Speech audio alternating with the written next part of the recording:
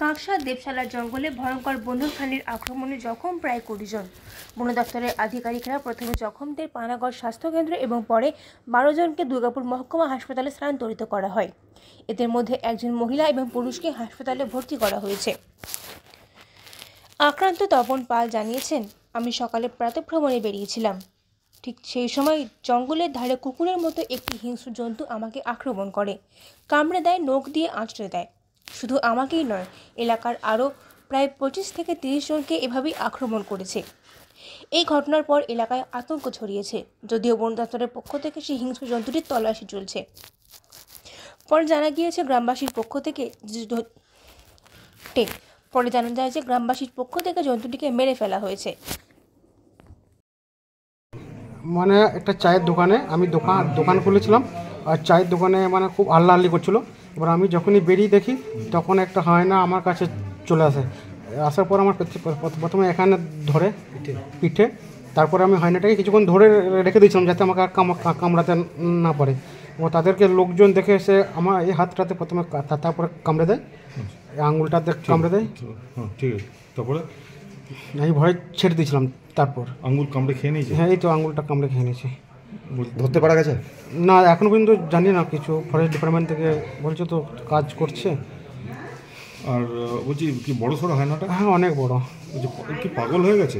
ওটা বলতে পারছি না, আর এটা আমরা কখনো দেখি নাই আমাদের জঙ্গলে। কতজনকে কামড়েছে মোটামুটি? 20-22 জন এরকম হবে।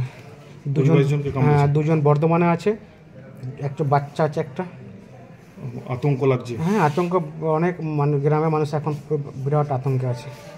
সকাল 6টা নাগাদ বন থেকে একটা অজানা প্রাণীর আগমন হয়, আর সেই অজানা প্রাণীটি আমাদের গ্রামের যারা মর্নিং ওয়াক করতে যায় তাদেরকে এবং গ্রামের ভেতরে রাস্তার ধারে দোকানে আমাদের এক বন্ধু সম্মু মেটে এবং মর্নিং ওয়াক করতে যায় তরুণ পাল, এই দুজনকে আক্রমণ করে এবং মুখে একজনের তরুণদার মুখে আক্রমণ করে এবং মিঠুন মেটের হাতে একটা আঙুল কামড়িয়ে দিয়ে একদম চিবিয়ে খেয়ে নেয়।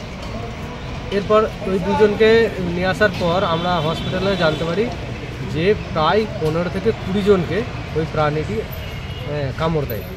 এরপর বন দপ্তরকে জানানো হয়, বন দপ্তর বাকিদেরকে নিয়ে হসপিটালে অ্যাডমিট করেছেন এবং ওই অজানা প্রাণীর সন্ধানে তল্লাশি চলছে। বলছি, বন দপ্তরের লোক ওখানে পৌঁছেছে?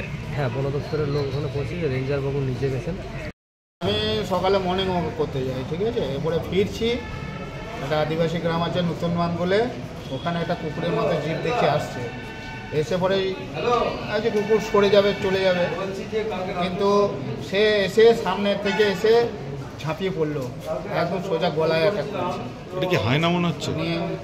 মনে হচ্ছে ওই জাতীয়, কেননা দেখতে ওই ছাই রঙের স্ট্রাইপ দেওয়া, কালো কালো স্ট্রাইপ তার মধ্যে, ঠিক আছে, আর লম্বা একটু। আপনি ধরেছিলেন তাকে? না, আমি ধরেছিলাম, চাদর মাফলার সব ছিল। এরপরে ঝাঁপিয়ে পড়েছি, আমি পড়ে গেছে। তারপরেও আমাকে আক্রমণ করতে আসছে, তখন একটা আমি বাঁ পায়ে করে লাফ মারলাম। আমার পেট ছিল পায়ে, সেটা নিয়ে মুখে করে নিয়ে পালিয়ে গেল। আবার দ্বিতীয়বারে এসে আবার আক্রমণ করলো, তখন পড়ে গেলাম, এই যে হাতে লাগলো আবার। মুখে কামড়েছে? হ্যাঁ, এটাই 25-30 জনকে কামড়েছে? হ্যাঁ, ধরা গেছে জন্তুটিকে? নতুন বান, তারপরে আপনার যে কোন জায়গা বললো, বিলাসপুর। ওই জন্তুটাকে ধরা গেছে? না, ফরেস্ট তো বেরিয়েছে বললো। সেটা অজানা জন্তু? অজানাই বটে।